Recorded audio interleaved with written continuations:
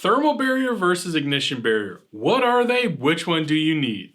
Let's talk about it. Now, the simplest way to think about this is that an ignition barrier can help prevent something from igniting, and a thermal barrier is put in place to help protect from heat or an actual fire. A common type of thermal barrier is a type of paint or coating, but there are many different building materials that can be used as thermal barriers or ignition barriers. For example, drywall or gypsum board, plywood in many instances can be used as a thermal barrier or ignition barrier. There's a roll-on type of panel materials or fanfold type of materials that can act as barriers. Many different options out there. That's just the broad strokes of what those things are, but when do you need which one? Think about it like this. In terms of protection, there are levels or classes, and an ignition barrier is a little bit under a thermal barrier. Whereas a thermal barrier can protect from a little bit more, the requirements to be classified as a thermal barrier are a little bit higher. It has to be a little bit more protective. When will you need which one? It really all depends on the fine details of your project. One example, if you have an area in the house, let's say an attic, that has very limited access, the insulation material or building materials in general are not exposed to the living space, but there's an access into that attic because there's an appliance up there. Maybe let's say your furnace or your HVAC or something is up in that attic. It's reasonable to believe that somebody will have to get into that space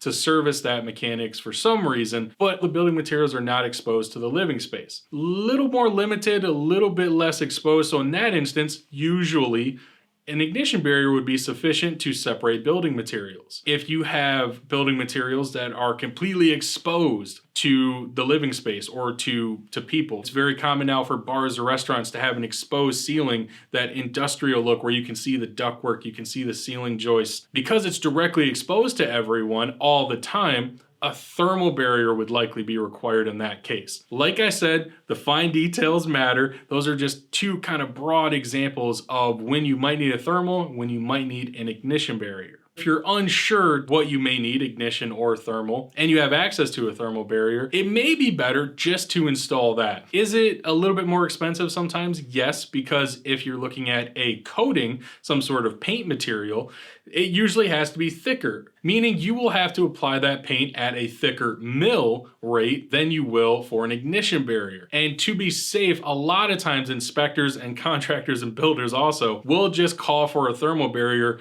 kind of just to cover themselves and make sure we know that we're putting the safest level of protection up here that's needed, which is not a bad practice at all. To summarize, an ignition barrier will cover a lot of applications, but not all. Thermal barrier can cover a lot more applications and in general is a little bit more protective. And this is why it's important to work with the contractor who's well versed in this sort of thing and that you can go to as a wealth of knowledge.